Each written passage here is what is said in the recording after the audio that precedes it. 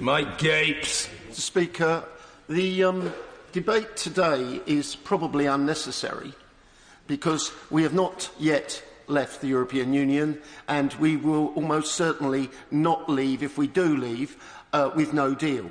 And therefore, many of the things which we are debating today will be dealt with over a long period of time within transitional arrangements or not at all. But given that this House is spending a great deal of time at the moment on debating things which are not about to happen, then this is par for the course.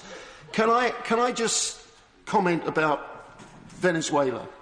In January, I raised an urgent question in the House, and there was an extensive discussion at that time. The situation has got worse since then, and there are now serious threats to Juan Guaidó, the President of the National Assembly and the person who is recognised by many countries and governments, including our own, as the legitimate leader of Venezuela. I was pleased that the opposition front bench, the member for Bishop Auckland, used the phrase, "we welcome this sanctions proposal." When she said "we," I hope she was referring not just to we in general, but specifically to the Shadow Justice Secretary, the Shadow Home Secretary, the Shadow International Development Secretary sitting alongside her, and the Leader of the Opposition, and all those who have been apologists for or supporters of the Chavez and Maduro regimes, those members of the Venezuela Solidarity Campaign, those members of the Stop the War Coalition, all those organising rallies and events today saying hands off Venezuela, who are acting in this country to undermine the sanctions regime, to undermine the action that has been taken by the Bank of England and elsewhere against the corrupt, kleptocratic regime that exists in that country. And I hope, and I praise my friend from Bishop Auckland for what she said, and I have no disagreement with her at all, but I do hope that she was speaking for everybody on the Labour benches in that regard. I think we also need to discuss the wider questions of the impact of sanctions. What is the purpose of sanctions? Is it to change the behaviour of a regime, or is it to bring about some kind of punishment to bad people? Now, punishing bad people is a good idea, but the better idea is to change the behaviour of the regime so that the people in the country are benefiting from it. We know from examples historically that often sanctions regimes are not successful in changing government's behaviour. And so far, although it could be argued that the Iranian regime has changed its behaviour with regard to signing up to the international agreement, the JCPOA, with regard to the nuclear programme that it had, and that has inevitably been a result of, partially at least, the sanctions on Iran.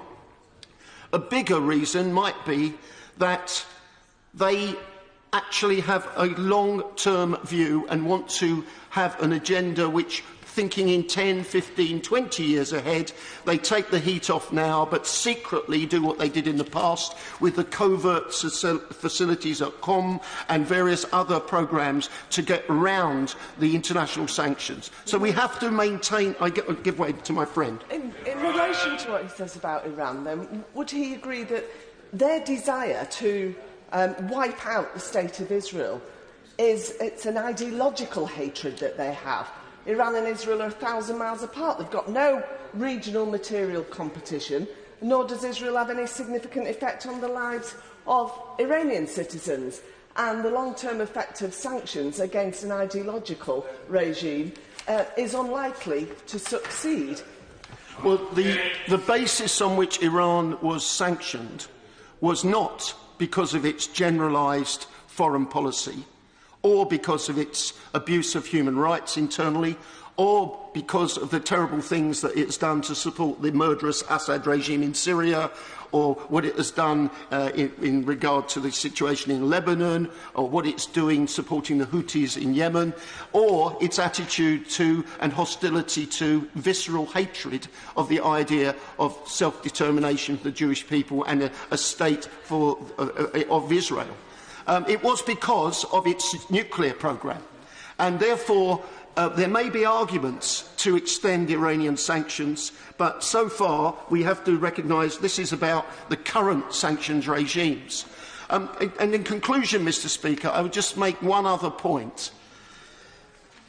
The member from Rhondda was quite right.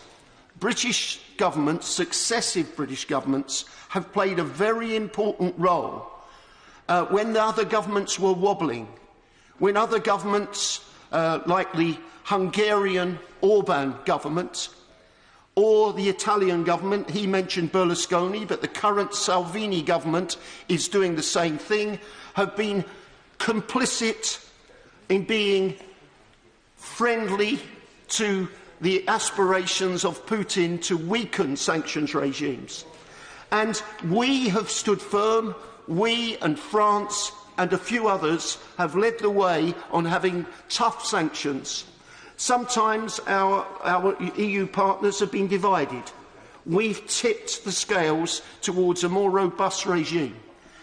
If we are outside the European Union, that EU regime is likely to be weaker than it would otherwise have been.